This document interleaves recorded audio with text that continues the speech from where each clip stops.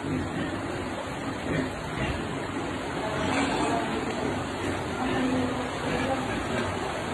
disarming yung mata natin dito.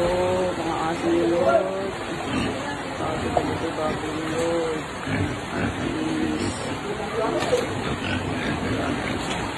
So, disarming yung mata. Kita mo, nagtakil yung nakita mo yung so, tulungan na kami.